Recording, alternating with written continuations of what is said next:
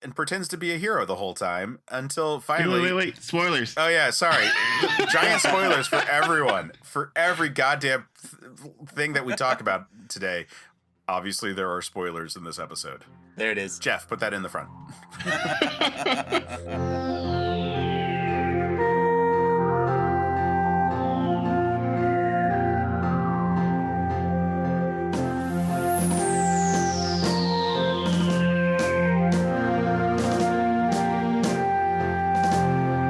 Everyone, and welcome back to the Men of Steel podcast. I'm Case Aiken, and as always, I'm joined by my co-host, Jmike Falston.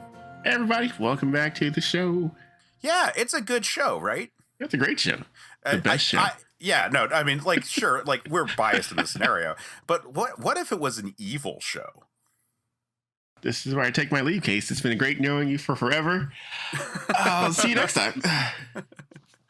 Well, that's too bad, because I think sometimes evil versions of classically good archetypes can be entertaining. So today, I kind of wanted to have a conversation about evil Supermen. And to have that conversation, we are joined by Dylan J. Schlender.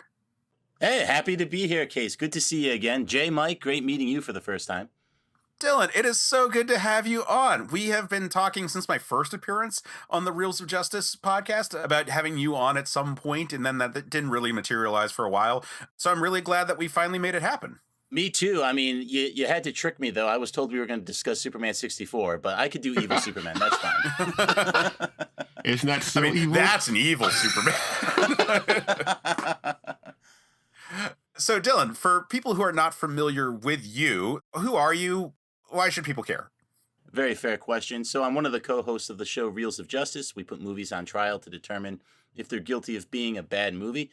As far as my relationship with Superman, I've just been a big fan ever since I was a kid. Had a handful of comics. Obviously, the Bruce Timm animated universe was probably the bedrock foundation of when I really started loving Superman, getting into that, and obviously the Christopher Reeves movie. So, that whole Superman pastiche has been a part of my life ever since I was a kid.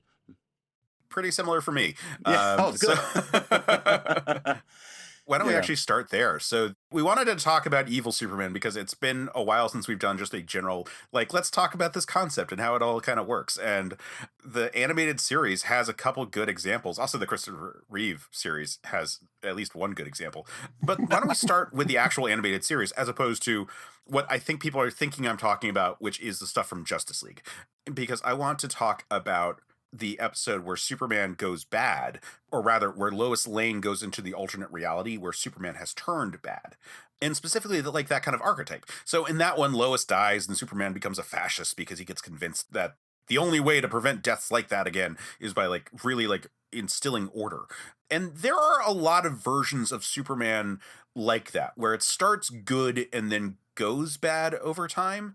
We can probably name a couple of examples, but a really good one that I know that you wanted to talk about, Dylan, is the Red Sun Superman, where he opens the series trying to really emphasize that despite the whole he's a commie or whatever, that he is actually very much Superman. He's very much a good Superman. But by the end of the series, he has very much become everything that he hates as a concept. The whole break for him is when he actually has that reckoning with himself. No, you're absolutely right, Case. And in the context of evil Superman, right, we're looking at Superman as authoritarian.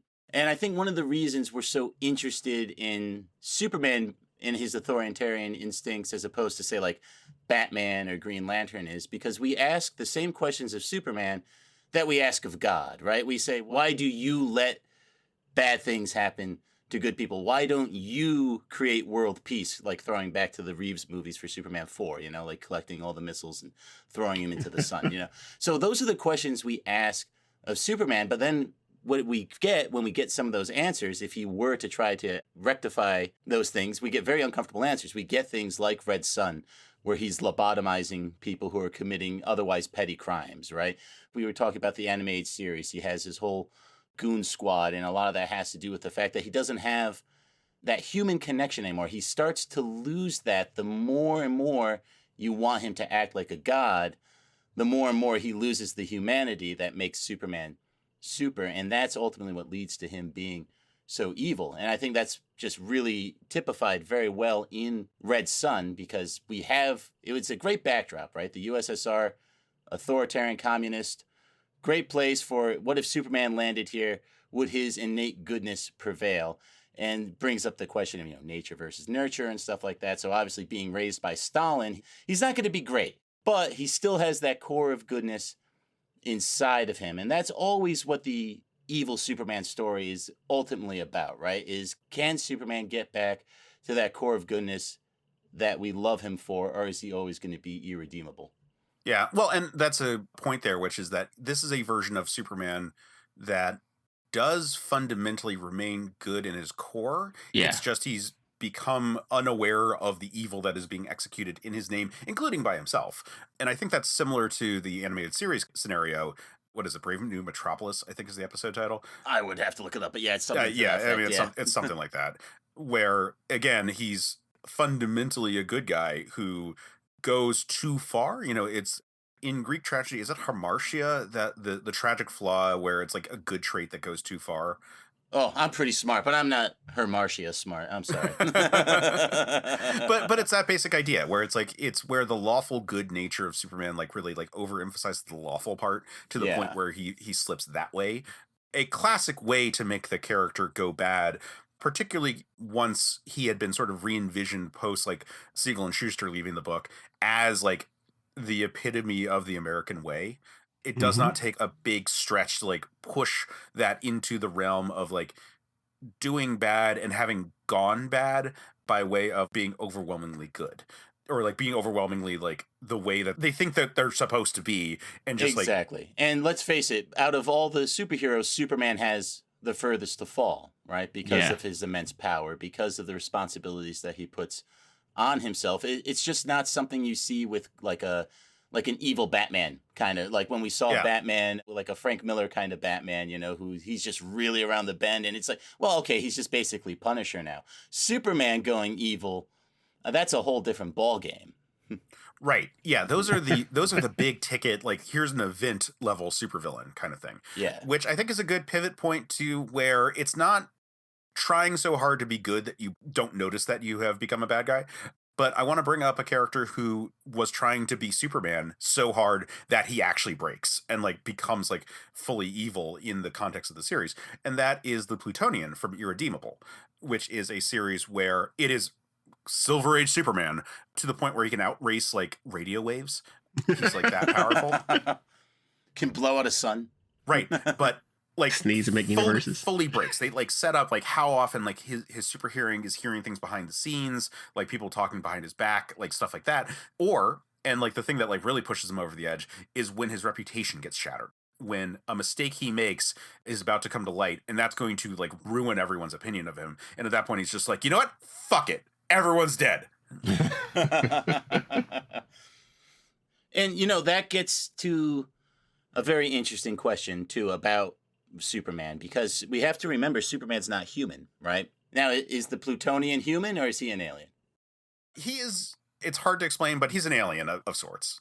So you have this kind of idea of assimilation, right? And how far that can go, because the real constraints on Superman are those human emotions that aren't necessarily Kryptonian. We don't really know. I mean, we do learn more about Krypton, I suppose, as the series goes, but in a vacuum, Superman doesn't really know what Kryptonian emotions are supposed to be, whether he's supposed to be too stoic or feeling or somewhere in between like humans are.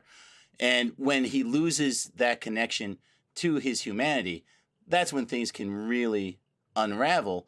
And then with the Plutonian, like you were just saying, it's too much humanity, being too concerned about the way you feel, about your reputation, about, things that a god would think quite petty, right? Except for maybe Greek gods, but then for that to be the inciting incident, it's actually just like your very, very good episode of The Watchmen you were just talking about. It was when they confronted Dr. Manhattan about giving people cancer, and he kind of freaked out and dipped to Mars, right? And it was a very excellent point that you guys brought up on that show.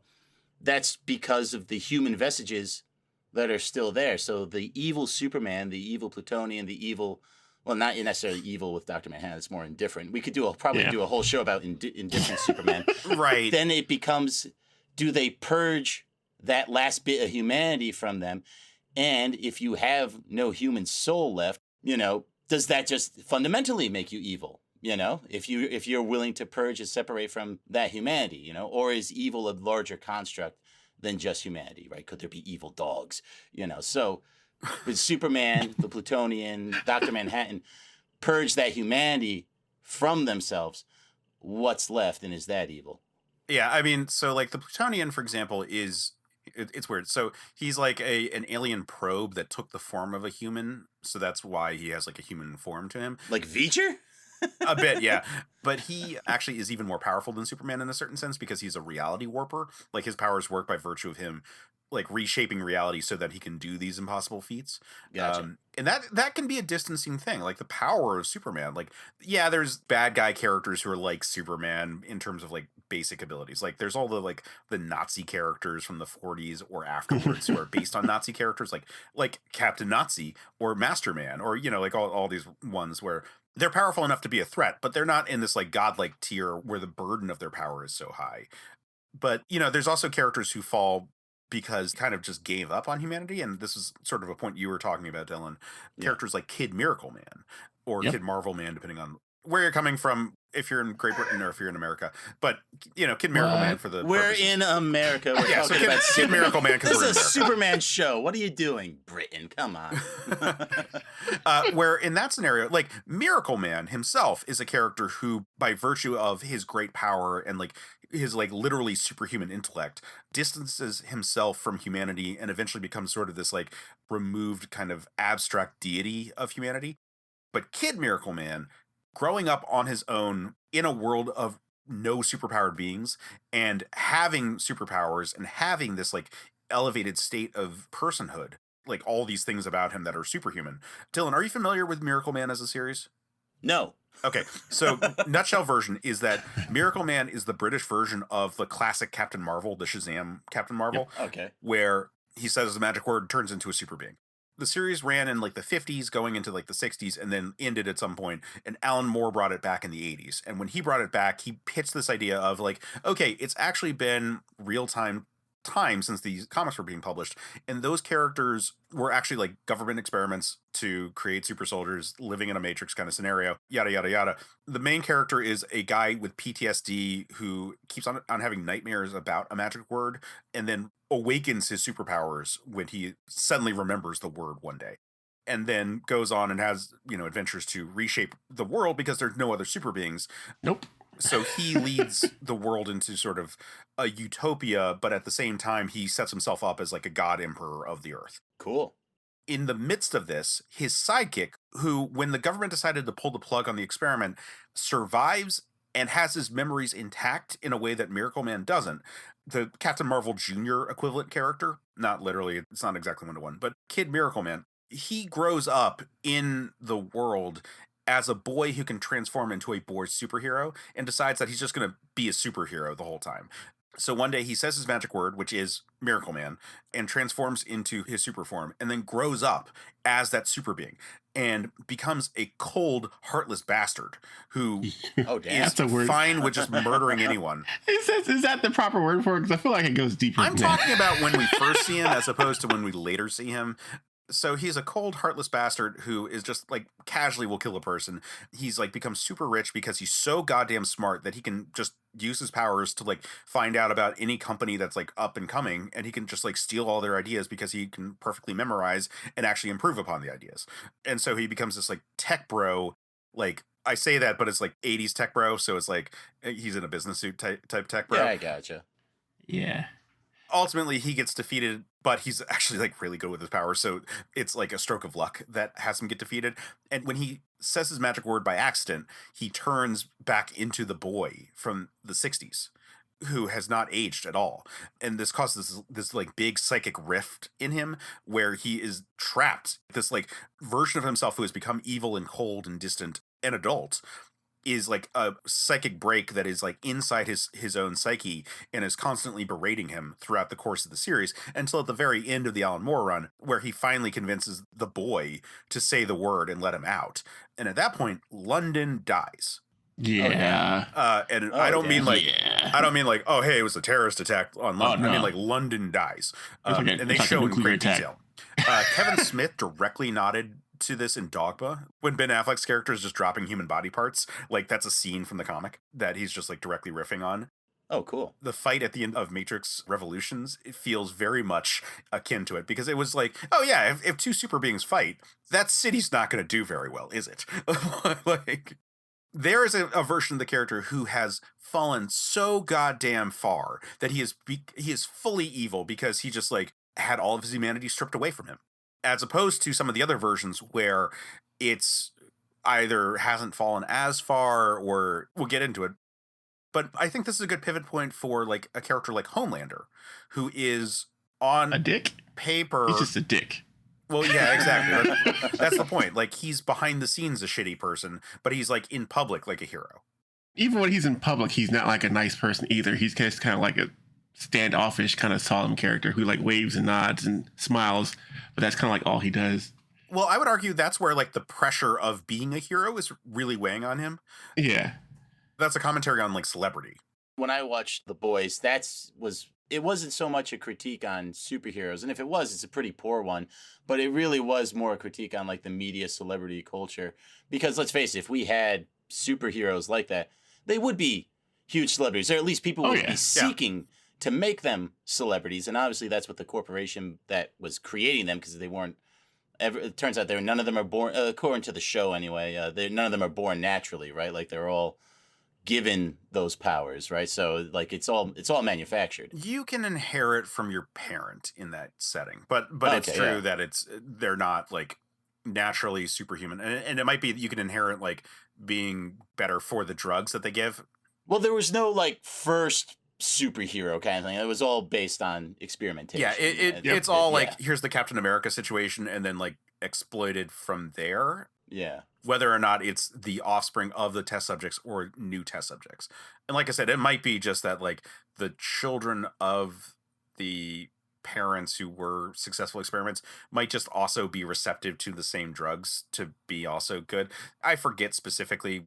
I mean, frankly, it's not that good. You know, I'm just going to throw that out there. Not a big fan of The Boys. You know, it's like, it's pretty... What?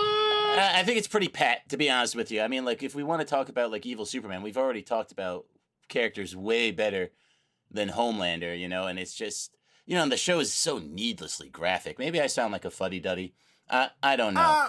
See, one of my favorite parts, though, I will give them credit for this, is when the airplane is going to crash in Homelander, and he's like, what do you mean fly with it? I'll go right through it. It's like, because, yeah, actually he would. So it's kind of a funny riff on Superman saving the airplane, you know. It's like, physically, that's probably not possible. Never mind all the other physically impossible stuff they do throughout the whole show. Saving the plane is a bridge too far so they could get the joke in, but it is a good joke.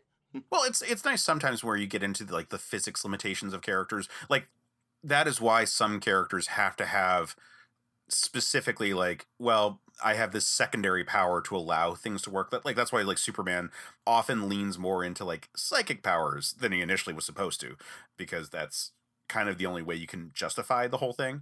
I don't want to yuck anyone's yum. So like if The Boys isn't your thing, the thing I'll say about like Homelander is that I think it's doing a really good job of having a character who is still like walking this line. And I think the show is doing a particularly good job of having a character who is accepting the toxic fan bases that arise in the world. I think the most recent season sets him up in this sort of like, look at this fractured political spectrum that we're looking at. And here's a character who can just like easily like step into it from being perceived as this like immaculate good person and behind the scenes being shitty and not having really any sort of like morals or objective. Are you saying Homelander runs for president?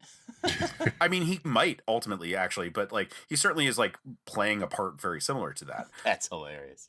Going off of the power thing and just a tangent to another kind of archetype, this sort of goes with like the characters who are like the secret villains, and specifically Omni-Man, because like Invincible has a lot of those same kind of like, well, yeah, you can't just catch the building. Like the fight with Omni-Man in season 1 where the building is coming down and Mark is trying to hold it up very much feels like the first cartoon in the Fleischer cartoons where Superman catches a building that is like fully like tipping over and pushes it back. And there, you know, it's got this like rubber band kind of physics to it all. So there are definitely series that enjoy being like, yes, here are the points where we break with reality and here are the points where we can stay with it and how they play with that all. So anyway, Omni-Man comes to Earth and pretends to be a hero the whole time as an agent sent to, subjugate humanity. Very much like the Marvel Captain Marvel, like Marvel. Or Goku from Dragon Ball Z. Also like Goku from Dragon Ball Z. So he's sent to Earth and is told, like, protect it from anything too big and find out what's going on here. Like, can we breed with these people? Like, he has a questionnaire he has to fill out, and they live a really long time, so it doesn't really matter how long it takes. And he arrives and he fills out very quickly the questionnaire about, like, can we breed with these people? It's like, yep, can do. And he has a son, and as powers kick in, he's like, oh fuck, I should have been prepping him this whole time to be a bad guy. And goes out and murders their version of the Justice League, and he's able to do that because he's way more powerful than they had previously expected. He's so fast that he keeps up with the Flash equivalent very easily, and he's so strong that he murders their other Superman equivalent very easily. It's not even a problem for him. So that, I think, is an interesting archetype, though, and it's one that we're seeing more recently, where there's an ulterior motive. There are other characters like that where it's like, no, I swear I'm a good guy. Like, there was Nemesis Kid on the Legion of Superheroes, or there was the cyborg Superman during the Reign of the Superman event, like, where he's actually a bad guy secretly. And I find that archetype at least is logically consistent, where you're always supposed to be a bad guy, you're just pretending to be good.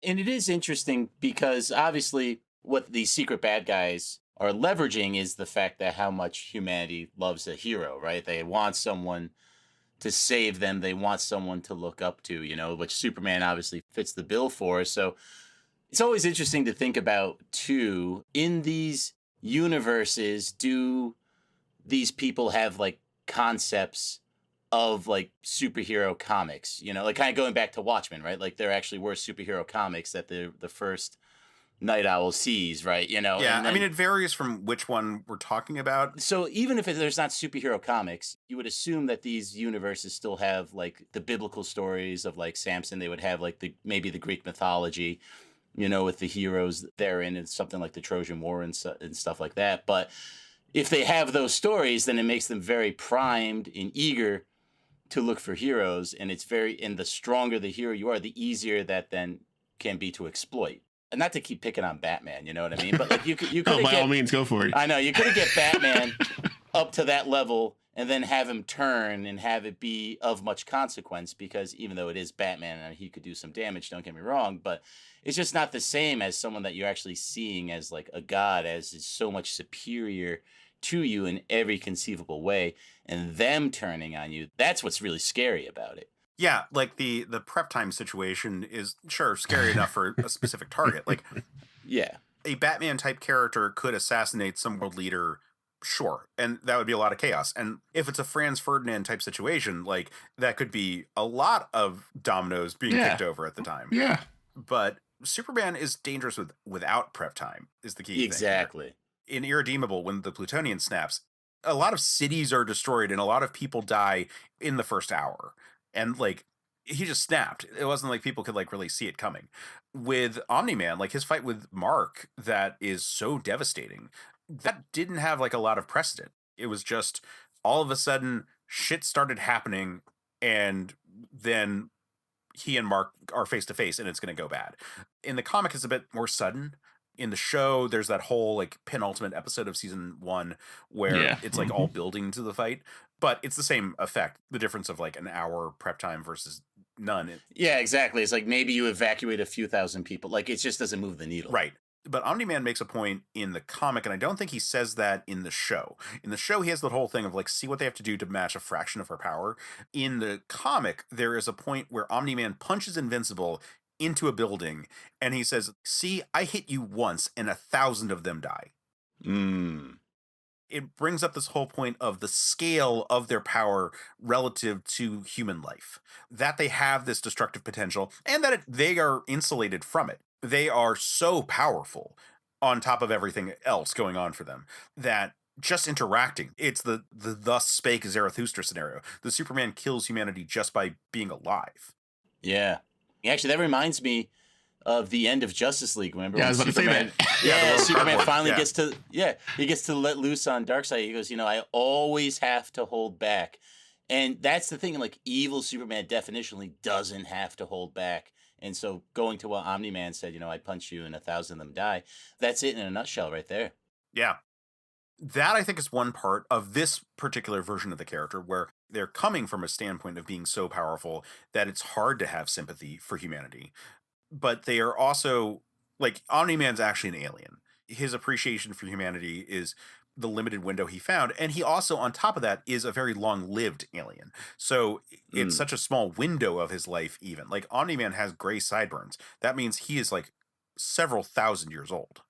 Yeah, I mean, like, humanity might just be like your favorite dog growing up as a kid. It's like you do move on, you know. But more like your favorite hamster. Or maybe like basically. your favorite, maybe. I remember my favorite hamster, Alfred. My dog accidentally killed him. Terrible. Yep, strong memories. Like, I remember my favorite frog growing up, and I remember my mom accidentally putting out his bowl on the deck while she was, like, cleaning my room, and he, like, got cooked in the sun. Oh, no. Oh, damn. Yeah. That's terrible. How much longer was going to live? 2 years?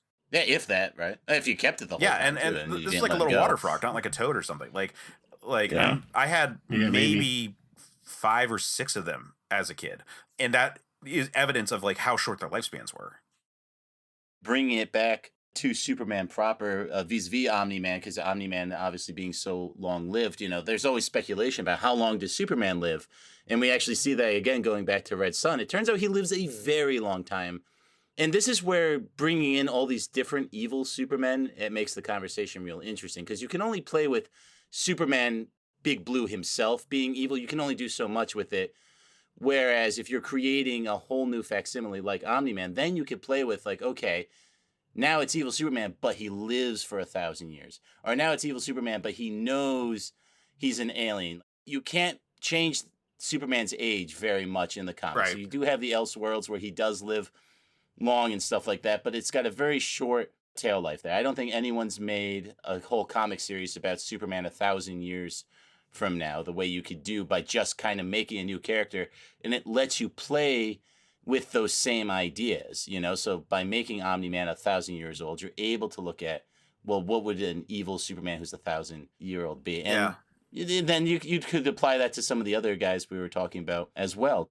You can't make Superman like omniscient the way like Dr. Manhattan was, or you said the Plutonian, like he was manipulating reality, you know. It's like true omnipotence at that point. Like, yeah, exactly. Like Superman doesn't have that. So if you want to make those tweaks, you do need these new characters to flesh that out. But it always comes back to it being a commentary on Superman. That's why it's so cool.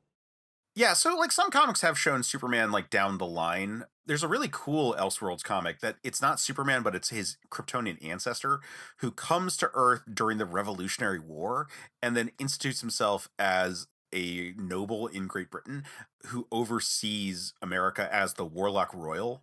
Wait, Yeah. That are you sure you're not hallucinating? That sounds excellent. I gotta look at that. It's a John Byrne Elseworld. It's in one of the first 2 Elseworld like collections that came out.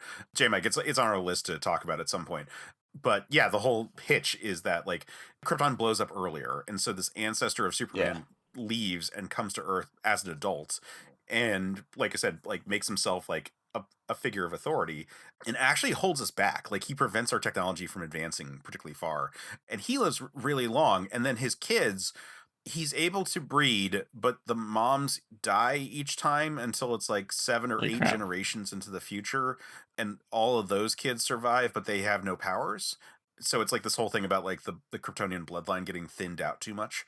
And he's still alive in the future. And then Kal-El, his like great grandson, lines up with the human revolutionaries who tries to like overthrow him. And he's a human and is like not affected by kryptonite or things like that. So there's stuff that happens with that all. Interesting. So we have explored old Superman, but we haven't, like you said, done it in like a full series. And that's where it's like really fun to like do these kind of archetypes, because you know, you can show future Superman who's gone bad. You can show the Justice Lord's Superman, who I don't have that much to say about, because it's just like had a pivot point to like broke and just was like, fuck it, I'm going to run everything in a less elegant way than say like Red Sun Superman, for example. I feel like Superman lives as long as he wants to live at this point. Because we've had those. Oh, what was the other Elseworld story with Batman and Superman and Wonder Woman? We read a long time ago. Well, there was Generations where they actually used the same Yeah. term in that one at the end, where they show Superman being like super old in the future, and Batman has become immortal by virtue of the Lazarus Pit. Yeah. Oh, that's cool. In this like last chapter, Superman uses the phrase, "As I get older, my aging gets slower," which I think is directly lifted for Invincible with Omni-Man and for the Viltrumites. Man, if only, right, guys? I mean, like, Cookman's a big enough nerd. I'm pretty sure he like directly lifted that one in a way, because it doesn't really matter. Like, it's an interesting thing to kind of like build off of. Also a pretty cool story. Yeah. So Omni-Man, he has both the face heel turn in terms of revealing that he was always a bad guy, but he also eventually works his way into being a good guy again. And that's like the other side of bad Superman characters, where we can see them become good guys eventually, and they're welcomed back because they're so goddamn powerful, even if you're fucking terrified of them. I'm sorry. Yeah, what are you gonna do? Arrest them? You know? I'm so sorry for all the bad things I've done and all the billions of people I've killed. I'm so sorry, guys. Can we make up and you're be not friends? so bad. Get that. Well, but I mean, when the stakes are high enough, you need them on your side. Also that true. kind of is the thing with Omni-Man. Like, he is exiled from Earth. Like they're never going to let him back on that planet. But when like a big enough threat shows up, like, people are going to like root for him because it's like, well, what else are you going to do? Root for Mark? Yeah, you know, it's kind of like rooting for Godzilla. It's like, yeah, he's going to destroy the whole city, but at least he's fighting the other monster, Yeah. you know? He's not fighting us. Exactly that. On that note, why don't we talk about the complete flip side of this, where it's not a character who is always evil pretending to be a hero in a world of heroes. What about just a straight up villain, like in a world of villains? I'm thinking, of course, about Ultraman, the Earth 3 version of Superman, who is just straight up a villain. But I'm also thinking about the evil Hyperion from Marvel Comics, sometimes the King Hyperion, but like versions of Superman who are from head to toe supposed to be the bad guy, and the whole dynamic is flipped. Looking at like Ultraman, right? It's literally just Superman, but evil, like you were saying, you know? And so the idea here is like, how does good Superman fight evil Superman? That's kind of what like it's building up to. What does that fight look like? It's hard to have Ultraman in a setting without Superman to like be his opposition. Yeah. Because in his reality, he has won. He holds all the keys. He rules the world effectively, and still does crime because it's fun. Because crime pays. So they've done some crime syndicate books over the years, and generally speaking, I don't like the standalone stories. Like, I always think I would going into it, but they're usually not a lot there, because it's like, all right, well, maybe they're like more evil, or they're willing to like do a bad thing. It's rare that we get enough of a like, here's an even greater evil that we're like rooting for them kind of situation. The way that like Brainiac at the end of the JLA Earth 2 book that we looked at with J.D. Martin, at the end of it all, it's just like, oh, Ultraman shows up and it's like, Brainiac. like I'm going to lobotomize you again, because that's the kind of Superman that I am. Dun, dun. Spoilers. Without like the stakes of like a good Superman, it sort of is just like, well, yeah, I guess he wins. Yeah, it takes some of the air out of the balloon. That's kind of the thing with all superheroes, right? It all kind of comes down to who they're fighting and how they win, you know? And because if I'm not mistaken, isn't like Ultraman, like, wasn't he raised by like the Luthors or something? The Luthors in his world are all the good guys. Yeah, just flipped it around. Oh, okay. Yeah. Never mind then. No, they, like, well, you kind of get that in Red Sun too, Lex Luthor, because kind of like, God, that gets so cheap, doesn't it? In Red Sun, it's a Lex Luthor who never is like exposed as being a bad guy. It's like always technically on the side of good. That's but true. Technically. But He's he has just his like own a agenda with the crime syndicate in general. The only superhero on the planet are the villains of our reality. Like, everything is just like straight up morally flipped, to the point that like the good evil axis of like good always wins, that is like part of the unspoken rules of comics, is flipped in their reality. So evil has a higher outcome of winning than good. You know, one of the things we were talking about too is about Superman becoming more evil the less he embraces his humanity. But with Ultraman, it's like embracing the worst parts of humanity, right? Like, because he's still, like, he still calls it the crime syndicate, right? The version from the Crisis on Two Earths animated movie that they did, he's such a fucking mobster. He is a goon with like this thick Brooklyn accent. He's like classic mafia, which, by the way, to tie in a character who I don't have as much to say because it's a character who became a supervillain like later in life and like has always been stopped by the Avengers. But Count Nefaria is effectively that same basic idea from Marvel, where Count Nefaria is a character who started off as a dime store Doctor Doom, where he would like create like minions to like go fight like the X-Men or the Avengers or whatnot, until he finally got fed up with it. And he's a mafia crime boss, and with his resources he figured out a way to steal the powers of Power Man. And by power, that the version of Power Man I mean is the Eric Jostin version, which is the ionic powers equal to Wonder Man's powers. The Living Laser, who is a hard light construct character who is laser powers plus able to make like Green Lantern kind of shit and holograms and stuff. And then Whirlwind. Everyone knows him from like the Captain America and the Avengers video game. He's got whirlwind stuff, but the reason he has whirlwind stuff is he actually is a super speedster and he just spins around really fast. With that combination of powers, he is effectively Superman. Like he flies around. He has like I-beam blasts. He was able to stop Thor's hammer with his hand. Oh damn! He's Really? nigh invulnerable, super strong, and super fast. He is as close to a villainous Superman that Marvel has in the main continuity, as opposed to all of the various evil Supermen that are in like the multiverse of Marvel stuff. And he is just a mafia guy. Recently, he appeared in the Spider-Man books because Mary Jane Parker was trying to get something. I forget what specifically, but it was related to like saving Peter's life.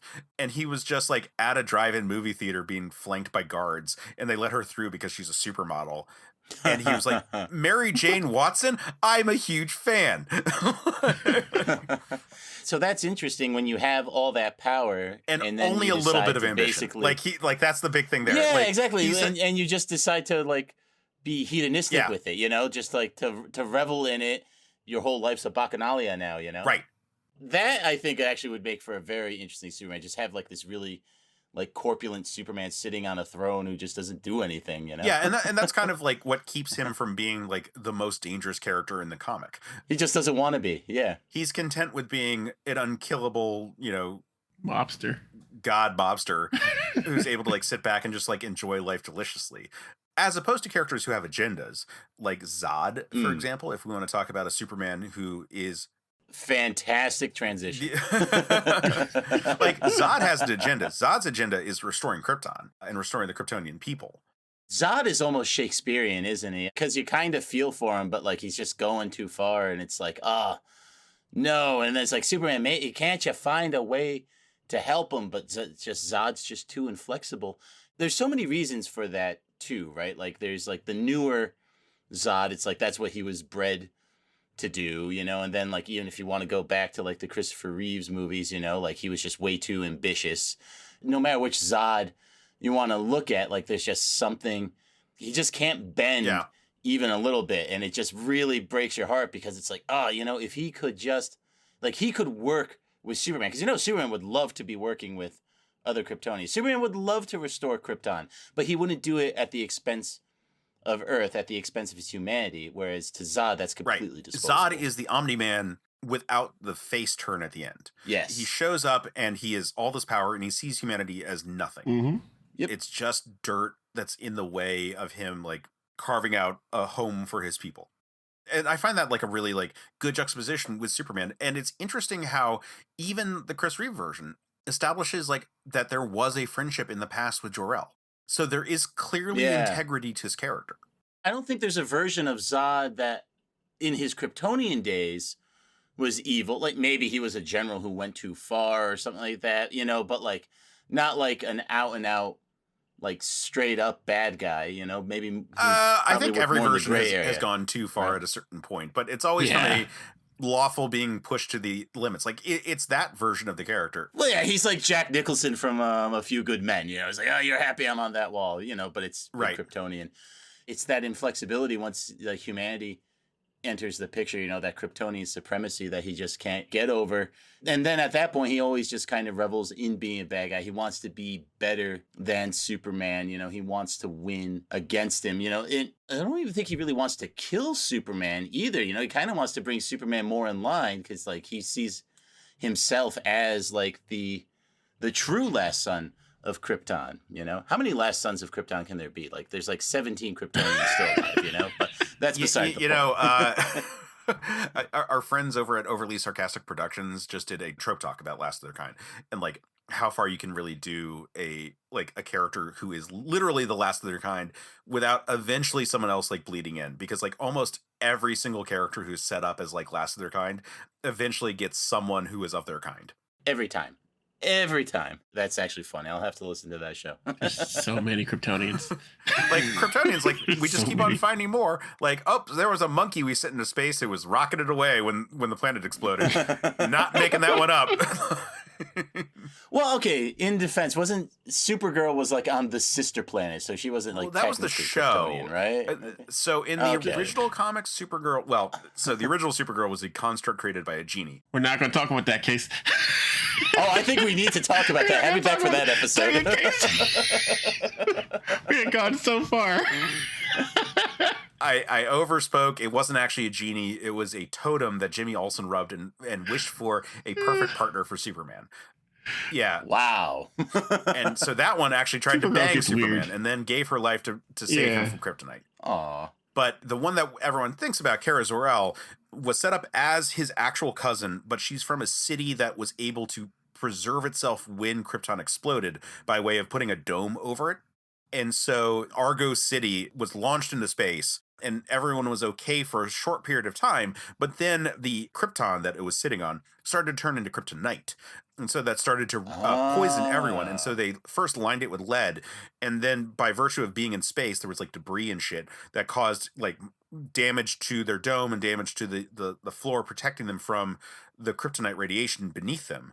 And so everyone's slowly dying. So they make a last-ditch effort to save one of the few children that were on the city. And that was Kara Zor-El, who they put into a rocket and put her in a Supergirl outfit so that Clark will recognize her and sends her to Earth, because they've been following Superman's adventures this whole time.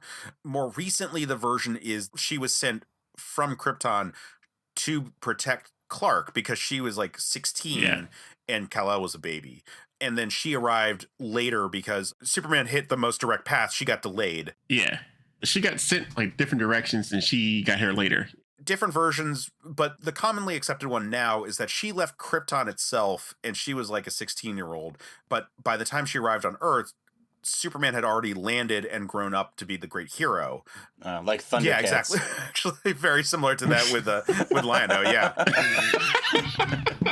So that's the comic version now, and there have been like a whole bunch of other Supergirls, but that's the one that most people like think about. And so like traditionally, yes, still from Krypton, but from a chunk that survived. More recently, yes, still from Krypton, but from a rocket that left before Superman's and just arrived later, and she was in suspended animation the whole time, so she hasn't aged. Well, fascinating, really. So like Thundercats, yeah, exactly. Exactly. Yeah. So while we're talking about bad Supermen, we should mention that we did a full episode on Bizarros and like those types of evil Supermen, which are usually more like the misunderstood like copies of the character. And I don't have a lot to say about like the Shadow Superman, because it's like how interesting is it to create like an evil construct that is just as powerful as Superman? Sure, really evil, but only if it can continue to exist. Like if it's a one and done kind of story that gets destroyed at the end of the story, there's not so much that you can really say about it. But the ones that like continue to be around are very compelling. Like the Shadow Supreme in Supreme, where it is a character who has lingered and is in their version of the Phantom Zone. That sort of plays the same role as kind of like a Zod, except it's more just like straight up like I want to fuck up everything that I see. Whereas Zod has, again, that sort of like ethos. Like Zod is trying to do a thing. Yeah, he has objectives. He has goals. He has a day planner when he wakes up in the morning. And that makes it a character that you like kind of respect in a certain way. Like he is very much lawful evil, but with that lawful being like capital L. Yes. That is interesting, too, because we've moved in as a culture. There's been this shift. It started in the 90s with like anti-heroes, but now we're just really getting to the point where we just kind of want to root for villains. I mean, look at the Joker movie. It was insanely popular, and so now just kind of zooming out from the comics and TV shows, just now we can turn the mirror on us and culture, How does a character like Superman survive and endure? Part of the way you could do it is you make these evil Supermans. It's not a mistake that like The Boys and Invincible became TV shows like right around the same time. Well, I mean, like that goes back to the origins of the character. Like the original version of Superman was evil. Yep. Like, we'll at some point have to like really spend some time on it. But the original book that Siegel and Schuster put together, The Reign of the Superman, was about a normal schlub who got superpowers and just fucked around with it in an evil way, and then they drain away from him at the end of the. It's not a comic. It's like this weird sort of like half illustrated, half prose kind of thing, Pulp Fiction-ish thing. A proto-comic. Yeah, something like that. So at the end of it all, his powers drained away, and he's like, "Oh, I could have made things better, but I chose instead to be selfish." Fuck, that would have been smart. And at the end of the story, he is in a food line because it's the Great Depression. It's kind of like a Twilight Zone episode. It sounds. Yeah, like. exactly. Yeah. It's kind of like what they did at the end of All-Star Superman with Lex, when Lex got powers. The powers at the very end, he's like, "Oh no!" Like just how good things could be. Mm-hmm. But he goofed. He threw it all away. Being a dick.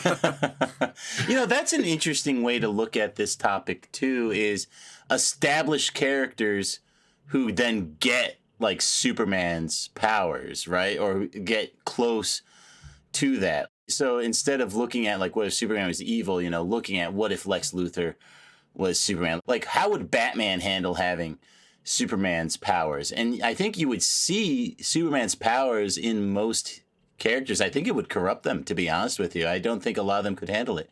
Well, with Batman, there's actually a comic that we talked about, which was Speeding Bullets. Speeding Bullets, yeah, written by J.M. DeMatteis, father of friend of the show, Katie DeMatteis.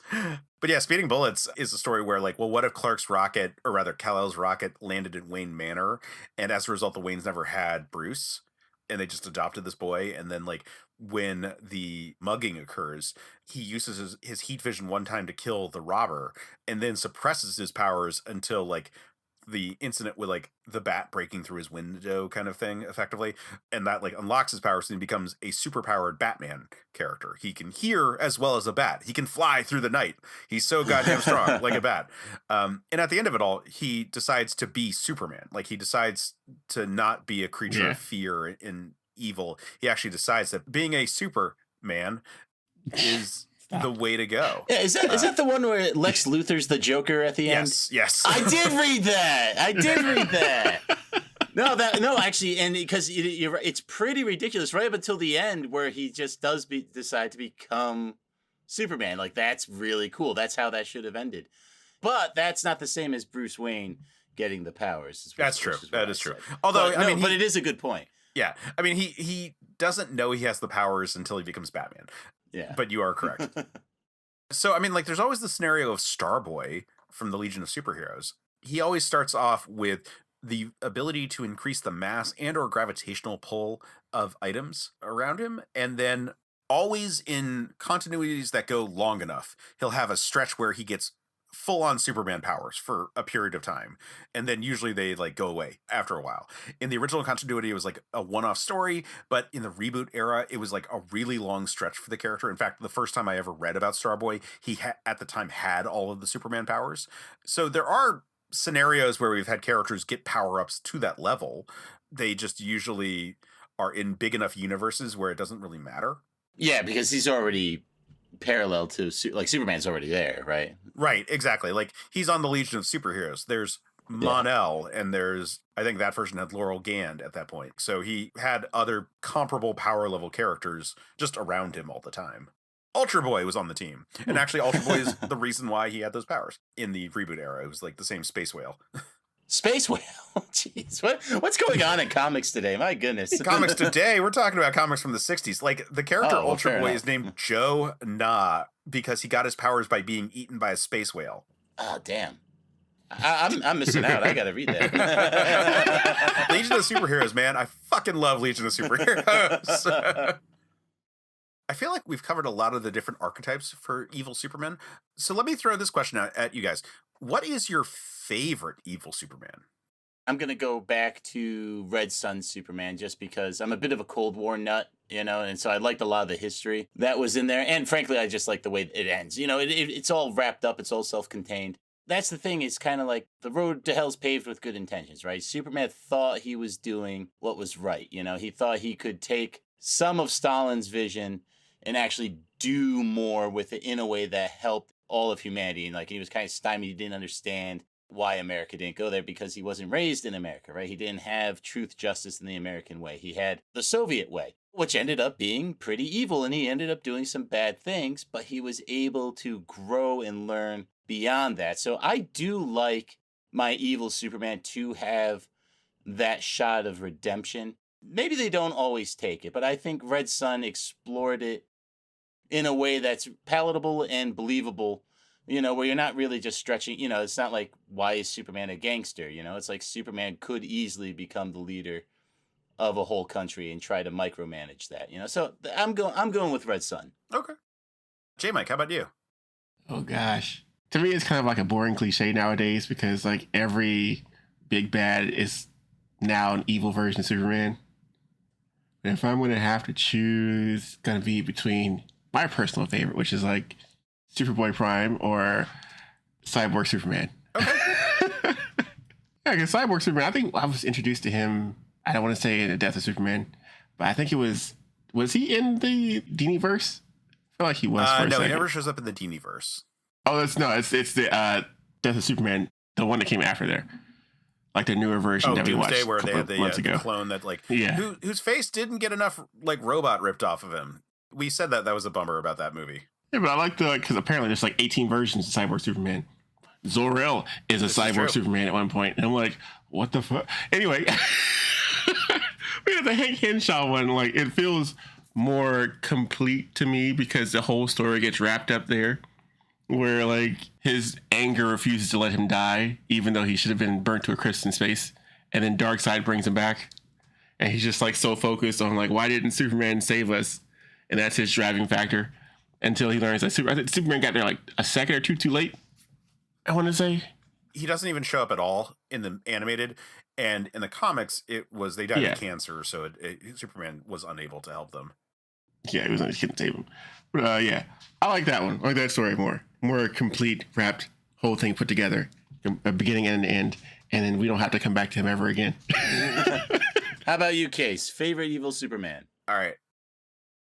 Rather than beginning, middle, and end wrapped up in a tight story, I've got a long form one. Oh gosh. I'm going to go with Vegeta, Prince of all Saiyans. Oh my god. Like, the comparison between Vegeta and Zod, I think, is an apt one. I think that modern Zod has kind of, like, moved into being that sort of position for the character of, like, an antagonist who isn't necessarily a person that you're going to fight to the death the first chance you get. Like, Zod and Superman fighting is such a huge threat that, like, Superman doesn't want to do that if he can avoid it anytime. And likewise, I think Vegeta sort of gets there. And I think that what I really like about Vegeta is that it is a very slow heel face turn, and he starts off very much a heel. It's arguable that he never even like fully becomes like truly a good guy, but I think most people say when he hugs Trunks that it is. But like that's a long time into the series. Like he is not a good guy for the majority of it, and I'm cool with that. Mm-hmm. You know, it's funny because like Toriyama, who rest in peace by the way, because he recently passed away as of this recording, Toriyama like said that he did not really like the character, and he was confused why people loved him so much, and basically just didn't know what to do with him because he was sort of introduced to be a bad guy that like had a little bit of a turn, but like people really glommed onto him, and so it just kind of went there. And like, while Vegeta is not my favorite character in Dragon Ball Z, I really like Dragon Ball Z. Dude, Dragon Ball Z's sweet, man. I'm not arguing with you at all. I didn't know we could talk about Vegeta. Yeah, I thought we had to keep it to like the DC Comics of the case. Boo! Oh no! I mean, if this changes your answer, like by all Vegeta means, like be more of like I thought he'd be closer to Omni-Man than in Zod. Well, no, Goku would be the Omni-Man Superman in this, right? Because he's the alien who gets sent there. He's supposed to take over Earth, but he doesn't because he gets hit on the head. And so what's very interesting, you know, because Vegeta, you know, he fused himself as, you know, he's the Prince of the Saiyans, right? And whereas Goku is relatively like a commoner. But why is Goku so strong compared to Vegeta, right? Like, why is he able to beat Vegeta? And I think what it goes back to is kind of what makes Superman strong. It was that connection to humanity, that kind of human love. It's harder with the Saiyans because they look so human, you know, but I think that's really what it is. It's like Goku was able to tap into things that are uniquely human like ingenuity, stick-to-itiveness, things that we kind of take for granted, humans as a species. Like just a quick dovetail, no pun intended, a Harry Turtledove when he wrote the World at War series, right? The aliens had been keeping an eye on Earth to invade, and then they decided to invade right around World War II. But we had innovated away from like horses and spears, and that shocked them that we innovated that fast, right? So like humans innovate and invent, and I think that's something that serves Superman well when he's fighting foreign foes, and I think it's something that obviously served Goku really well fighting Vegeta. I think underneath all this evil Superman, good Superman conversation is the role that humanity plays in the worldview. Either it's embraced and you're stronger for it, or it's disregarded and you're weaker for it. Yeah, I think that's actually a really good macro perception on this one. The issue of evil Superman is that the consequences of his actions are so vast that you have to look at everything on the scale of like, oh yeah, a city dies or a population dies or a planet dies. It's not a minor threat that just happens to be able to do some damage. And this is why we kind of gravitated away from, again, like the characters like Masterman or like any of these sort of like they're goons more than they're actually like the big threats. Like I love Match, the clone of Superboy, when he first showed up, was actually more powerful than Superboy, arguably more powerful than Superman. But he was very much under control. He has never shown himself to be really a rebellious free agent. He's used to being a thing that follows the orders that were programmed into him. Those are not as like dynamic and aren't going to be as heavy a topic as discussing a Superman where, because they have given up on humanity or given into their darkness or whatever sort of thing is driving them to be a bad person, the consequences of those are so huge that we can't really envision it because we've never experienced it in the real world. Yeah, exactly. It's really like, what if God was real and he hated us, and like that is, and that's scary though. You know what I mean? It's like right now we assume God's real and he loves us or is indifferent at least, but to actively not like you, to like, and rain his power down on you, that's scary. And that's what evil Superman is really all about. It's really is about like, okay, there's someone with absolute power and they don't like you. You can't do anything. I mean, in a weird way, it's like the primal fear of like the thunderstorm. Yeah. Just like a thing that's just overhead and you're just fucking dead. Like, that's it. Yeah, like, what are you going to do? Exactly. You hope that then there's the good Superman. You hope there's that analog that could come out and save you. And you know what, though, is great, too? Even though we talk about how scary evil Superman is, even if that was the only superpowered being, humans would still fight him. And we'd lose, but we wouldn't. But isn't that amazing?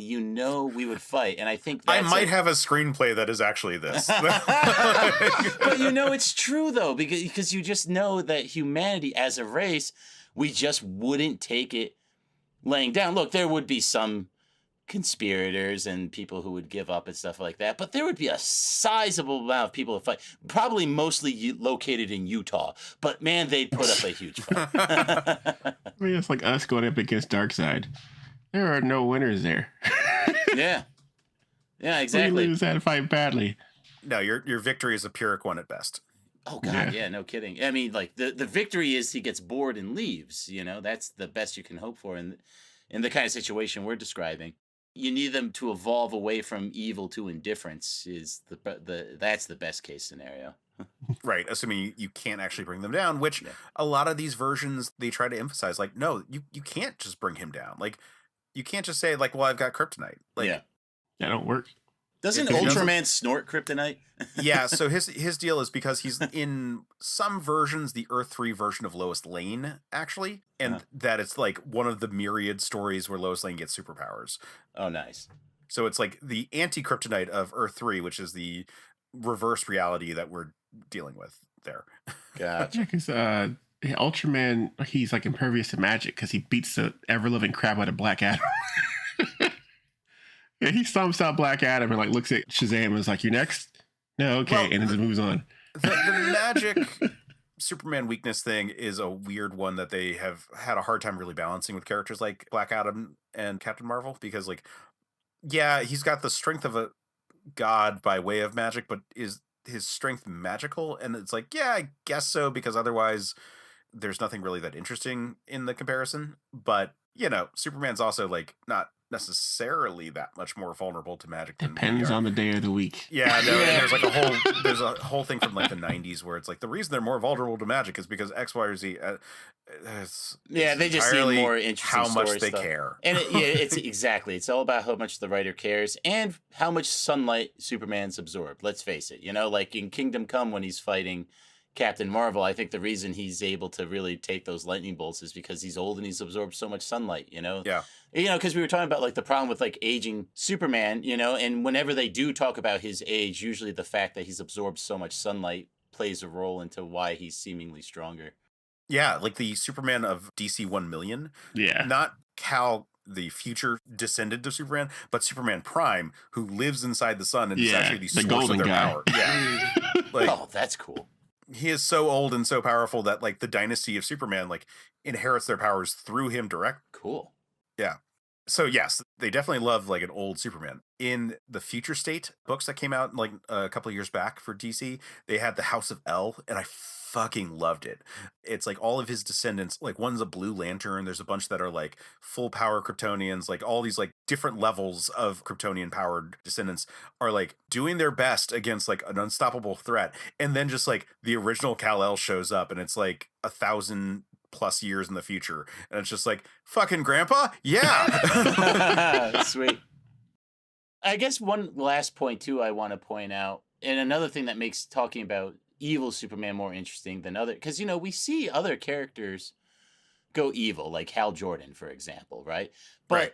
we expect men to fall, right? Like, yes, it's disappointing that Hal Jordan became evil, right? But there's something about being human where we kind of have this understanding of it. It's like that's what humans do. We're imperfect beings. We don't have that for Superman. There's no expectation for Superman to fall. We hold him up in a way we don't hold up any other hero. And that's why when he does turn evil, that's why it is such a shock. And I think that's why so many writers are interested in it. That's why so many audiences are interested in it. But it kind of has to be Superman for it to work, I think. I think Omni-Man and Homelander, you know, the Plutonian, these guys only get you so far. You got to have that story be about actual Superman falling, you know, and that's tough because obviously you got to end the story or it's got to be Elseworld or something like that. But that's what makes it interesting, you know, is we put way more on Superman than I would say any other hero, bar none. Yeah, that's fair. Like he is the mold for all the other superheroes. So like that's a fair assessment. Oh, for real. I mean, I was talking with Jeff recently where the whole joke was like, it's any word you can think of. Like I can find the Greek root from my Big Fat Greek Wedding situation. Like any superhero you can think of, I can find Superman. I bet you really can though. Like you said at the beginning of this all, like the how far you can fall component is really important to this conversation. When Hyperion, the evil Superman of Marvel Comics, was first introduced as part of the Squadron Sinister, the thing that was interesting about that entire crossover was Marvel and DC were not allowed to do an actual fight at the time between their characters. So they each had separate books where they fought analogs of it. And what was interesting with the Squadron Sinister was that they were like just straight up constructs, like they were all created for this event by the Grandmaster, and that he was explicitly evil. And that's real goddamn scary. And thank God the Avengers have Thor, because otherwise they weren't going to really be able to do anything about it. Having these like paragons of virtue go bad is shocking and hard to deal with. And if you've always relied on them just always being there and always being good, that's going to be a problem. And if Superman, this like pinnacle of virtue, who I don't think we can convey how long Superman was just straight up the good guy in all material to the modern audience, because evil Superman has become such a thing now. But like, we're talking about like, yeah, Ultraman appeared in the 60s, which means that Superman had been around for 30 years. Okay, are we talking about good or just not being dickish Superman? I mean, sure, like the Superman is a dick dude. stuff is all in there. And there had been evil Kryptonians at that point. You know, there was Kill Lore. Not a character I'm making up. Jesus Christ. So, like, we've had evil characters of that power line, but to have Superman have his virtue be questioned at all in the form of an alternate reality version, like the mirror universe version, took 30 years. To have him be questioned as like just straight up a good guy took another 20 years after that. Truth, justice, and the American way, you know, like he's the measuring stick that all other heroes can be measured up to, you know, and in a way, keeping him at that high standard, it gives you more permission to play with other heroes, right? Like Superman being so good is why Batman can like break fingers. You know what I mean? It's not something Superman would do. You can always compare every hero's action to, is that something Superman would do, whether you realize it or not. Yeah. WWSD, what would Superman do? Right? The Simpson bit where it's like, I know I'm not a praying man, but if you're out there, please save me, Superman. This was a lot of fun. Dylan, thank you for coming on and for bringing this topic with you.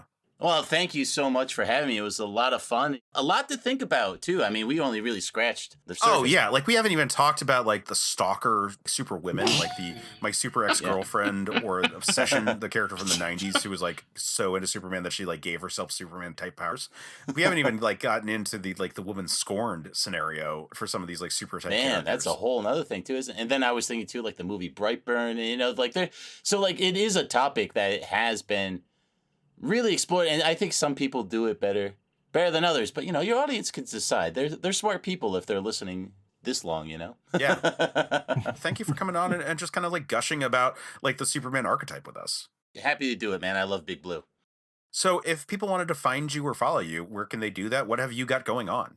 So again, the name of the show is Reels of Justice, and we're at Reels of Justice on Twitter, Facebook, all those places. You can find the podcast wherever you're streaming this fantastic podcast, and you can listen to the 2 episodes we've done with Case on the show. But we punch above our weight on guests. We have a lot of interesting folks on, so hop in, start with the newest episode, then search for a movie or guest you think is interesting, and give it a listen. And in that show, we have a courtroom, we have a judge, we have a jury. The guest represents the film, either they're prosecuting or defending it, and in that crucible, everything is burned away except for the truth of whether or not the movie is guilty of being a bad movie. It's a ton of fun. Hope to see you there. As you referenced, I was on for Alien 3, which I am so proud that my victory has become legal precedent in future cases since then. Very true. The Beowulf defense is what it's called. The Beowulf maneuver, the Beowulf defense, something to that effect. And then more recently, I was on championing the Phantom Menace in which is the worst of the Star Wars movies, the Phantom Menace or the Rise of Skywalker. To be clear, he was defending Phantom Menace. Yes. He wasn't arguing that Phantom Menace was the worst one. I was championing it, yeah. That's a hard sell between the two of those. Between those two, which, yeah.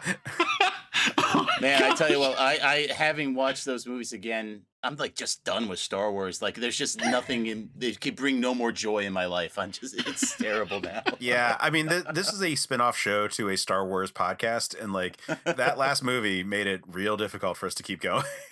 Yeah. Oh man, I know. Hey, you know what kills me? I mean, I know this is a Superman show, but I always got to do this rant. It's just they were handed this a wonderful, wonderful Timothy Zahn trilogy. There was 3 books, amazing characters that everyone loved. And they said, no, we're going to do something else. It's like, Jesus Christ, guys, what the hell? I mean, I get it from the standpoint that like the actors had aged beyond what they were in the Zahn trilogy. Oh, get new actors. But it would have been fun to see Talon Card. I agree with you on that one. Yeah, okay, look, this is something too that the fans are going to have to recognize.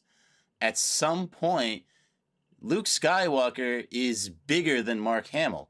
You know, like Kirk was bigger than Shatner. We got those J.J. Abrams movies for better or worse. You know what I mean? So I'm not saying it's going to be good, but like you got to reconcile the fact that like, look, you know, Harrison Ford is really old and cranky. You know, I can't believe he did another Indiana Jones movie. This is true, but I will actually throw out this one, which is that the thing that's been most interesting about the Disney era of Star Wars is that they do actually have actors aging appropriately into different timelines, because you have all the actors from the prequels who can age into the equivalent points in stuff. So like, for example, Tamora Morrison, who played all of the clone troopers in the original, gets to be like an age appropriate Boba Fett for the Book of Boba Fett, regardless of the quality of Book of Boba Fett. And like, Ewan McGregor gets to like age into being Old man like Obi-Wan Obi-Wan. Kenobi.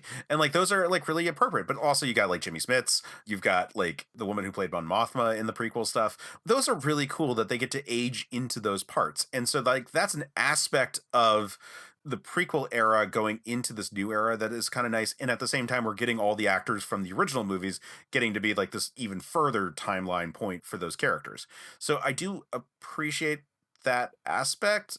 I agree with you generally speaking. Like I love the Zahn trilogy. I've met Zahn. I've got a bunch of books signed by him. He's Nice. super cool. And like Thrawn, love. Mara Jade, I made sure was in our Star Wars RPG. You did. You sure Is did. Mara Jade canon yet? No. Did they ever, No. she's still not. She's Are still you not kidding canon. me? What are they doing? What are they doing? Oh my god! Look, we've gone way not too the far point. afield. Not the point. But Gone way too far afield. but yeah, so I was on for those 2 episodes talking about those respective topics. It was a lot of fun. And then from Reels of Justice, we've had on this show Ryan Luis Rodriguez talking about Superman Doomsday. And then over on Another Pass, Maynard was on talking about Escape from the Planet of the Apes when we did our 5 Planet of the Apes movie marathon episodes. Likewise, Ryan Luis Rodriguez was on talking about Total Recall. So, like, we've had a bunch of the Reels people on. Ben Hassler was on recently, but it hasn't aired yet for an episode, which, spoiler, we talked about The Grudge on Another Pass. Ooh. You heard it here first, because this will come out before. Here's my that one. idea. The ghost wins. Actually, I don't know. Does the ghost win? I have no idea. It kind of does. Oh, okay. Spoilers. So here's the plan. The ghost loses. There we go. All right. Run with it. Reels of Justice, great show. And if people want to find you on social media, where can they find you or follow you? Just follow Reels of Justice. I manage most of that stuff. Well, Maynard manages. Well, Maynard's not going to listen to this. I manage all that. I'm the host of Reels of Justice. I'm the Mandarin. Yeah, absolutely. Yeah, no. But Facebook, on the Facebook Reels of Justice page, we have a fan group called the Film Jurors on Facebook that I run. So if you do want to talk to me about anything movie-wise, just find out Facebook, and I'll be in touch there. You know, we could talk about earnest movies. Nice. And do you have a recommendation right now for the audience? My daughter loves horror movies, and it's just hilarious because I try to show her age-appropriate ones when I can. And so she's with me the other night, and she goes, "Dad, I've got one for you. You need to watch. It's better than Scream." I'm like, "Better than Scream? What is it?" And she goes, "It's called Tucker and Dale versus Evil." And all right, so Tucker and Dale versus Evil is not better than Scream. I love my daughter, but it is freaking hilarious, and I enjoyed it. And I knew nothing about it going in. Like, I didn't know a single thing, and that's such a great way to watch it because you see how everything unfolds, and it's hilarious. You're cracking up the whole time. That would be my recommendation here. And you know what? I'm going to write it down so I can recommend it on Reels of Justice later too. And where can you find that movie? Tubi, of course. Yes. Anyone? Yes. Yes. All of my recommendations are on Tubi or should be. Oh man, I love Tubi. I'm saying this out loud in the podcast episode, so I remember to do a parody version of the Reels of Justice promo Instagram post that you guys do, but this time with a Phantom Zone projector. All right. Because I think that'll be funny. It. I think so too. Thank you for letting me put you on the spot there. That is a hallmark of your series. I mostly just wanted you to shout out Tubi on my podcast because I thought that would be really funny. It's on brand. What can I say? Exactly. It's good when you have a brand. Speaking of brands, Jmike, where can people find you, follow you? What have you got going on? I'm on X, Twitter, platform, whatever it's called today. And I am slowly but surely trying to work my way over to Blue Sky. You say that. You have an account. Slowly. Because I open it up and I'm like, I'll get there eventually. Just plug the account. On Twitter, I'm at Jmike101. And at Blue Sky, I am J5 at .bluesky.social. Woo! There you go. I'm slowly moving over there. Rolls right off the tongue. Yeah, it does. I remember what movie I was talking about earlier now. It was, does Indiana Jones and the Kingdom of the Crystal Skull get too much hate? Actually, we did that one on the show. You did? Okay, what was your verdict? Tune in and find out. You gotta leave someone wanting. Yeah, because I was thinking about it because I went to Florida to go visit my parents, and my dad loves to watch Indiana Jones movies. And so we went through like all of them, and I was sitting there like, it's not as bad as I remembered. And I don't know if it's because I'm older now, and I'm like, This isn't that bad. I know, and everyone tune in when Jmike defends Jurassic Park 3. We're gonna set man, that up. that's a hard one to defend. Oh man. Hey, it's got Sam Neill. That does most of the heavy lifting And for then you. Alan. As for me, you can find me on most at-based platforms at Case Aiken. You can find me on Instagram at Quetzalcoatl5 because I am holding on to my AIM screen name from high school for dear life there. Love it. And I was pretentious as fuck at the time, where I was both a mythology nerd and a Legion of Superheroes nerd. So I'm pretty sure you can figure out how those two work together for that. If you want to support this show, you can actually follow me on Ko-fi or Ko-fi, ko-fi.com/Case Aiken. I set that up recently. So if you wanted to like just buy me a cup of coffee, or you can do a tier subscription kind of setup, like the same way. It's like Patreon, but it's more like direct person. So if you enjoy the show and want to support it, that is one way you can do it, because this all costs money. and I've been subsidizing it with my day job. So barring me getting a promotion, hey, this is a good way to make sure the show keeps going. I like that. Meanwhile, you should also check out certainpov.com, where we have tons of great shows. You can find a link to our Discord where you can come interact with us directly there. And you should check out some of the great shows. Like, I'm going to throw out a plug for Books That Burn, which is they're plugging away at looking at books and the trauma that authors inflict on their protagonists.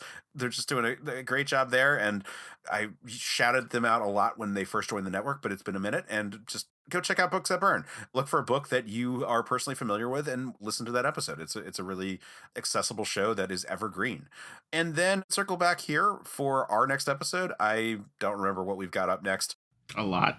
Yeah, we've got stuff banked and we're moving stuff around because we're trying to like do 2 episodes in order because they are related topics and we need to schedule the second one still. But anyway, come back. We'll have another new episode for you in 2 weeks. And until then, stay super, man.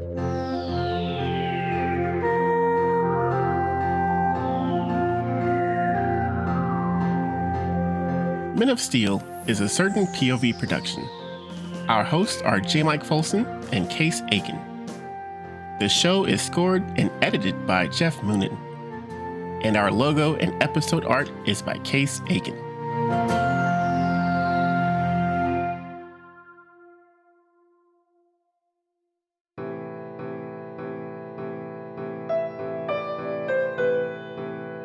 Are you tired of watching your beloved characters being tortured by careless authors? Are you sick of feeling like they could have swapped out all of the painful action and the plot would remain untouched? Subscribe to Books That Burn, the fortnightly book review podcast focusing on fictional depictions of trauma. We assume that the characters' reactions are reasonable and focus on how badly or well they were served by their authors. Join us for our minor character spotlights, main character discussions, and favorite non-traumatic things in the dark books we love. Find us on Spotify, iTunes, Google Play, or wherever you get your podcasts. Now, when are we going to do a Thundercats podcast? There's probably one out there, and I bet it's terrible. Thundercast, if you will. Oh my gosh. Oh, yeah. Dude, it was right there. Oh my gosh. CPOV. CertainPOV.com.